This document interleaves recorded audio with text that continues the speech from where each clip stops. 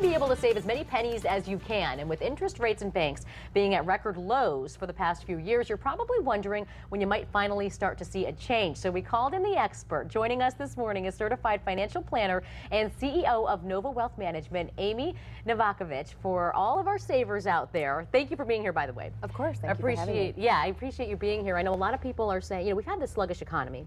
So for all of the savers out there, when are we going to start to see these changes? Well, unfortunately, Miriam, it may not be a while. Yeah. It may not be for a while. If viewers are curious, there's a few rates that they can kind of look at. I mean, everybody hears about the Fed.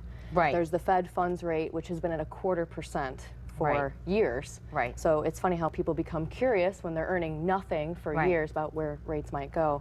So they can look at the Fed funds rate, and there's also prime, which is a base rate for lending that the top 25 banks kind of establish. And if people ever have an equity line that they have prime -1, their rate would be 3.25 -1%. They may have a 2.25 rate. But if rates go up to 5%, let's say, prime -1, their rate is now 4%. Okay. So they can kind of watch lending rates a little bit to kind of judge when rates might go up. And lending rates may go up initially before we see deposit rates go up. We just don't see it happening anytime too soon. And I should have asked you first what actually determines it, and that's kind of what we're explaining right now. So for those of us who get a little bit, kind of, we just want to see an end result. What does determine it? I should have asked you that first, actually. Well, no, that's fine. Well, the banks kind of go by, again, the Fed funds rate. There's the discount rate. These are both rates that the banks actually can borrow at themselves. They have to meet overnight cash requirements.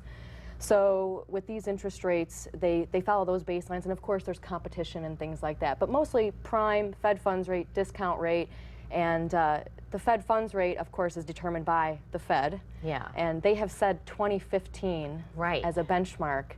It doesn't mean it will be 2015. It could be 2016. It could be before then. But we may not see rates go up until 2015. Think about it, with this sluggish economy. Yeah. There's no incentive to raise rates. They want you and I to go out and spend money. Yeah, that's true. So they want people to do that home remodel they've been wanting to do, and go buy that car they've been wanting to buy, because they don't want them to keep the money in the bank. So when there's 3 and 4% in the bank, they might keep it there. But when it's low, they go out and spend. So is that's what the Fed is probably thinking. So is my shopping at Coconut Point every weekend going to help that out? I would think so. You just got to keep doing it over and over. Too bad I need that money. And then they might raise rates. So shop more. So maybe she said it. No, we really appreciate you being here, Amy, by the way. And tell us your website for anybody who has financial questions or concerns. I know sometimes this seems like a short time to talk about it when we could really talk a lot longer. So right, and I enjoy talking about it. So it's www.novawealthmanagement.com. And they can go to our website and see our team and all about us. Great. Beautiful website. We've got it up on our screen right now. And we'll put that onto our website as well. Put a link there if you need it at fox4now.com. So thanks so much, Amy, for being here. We'll see you next time. Thank you.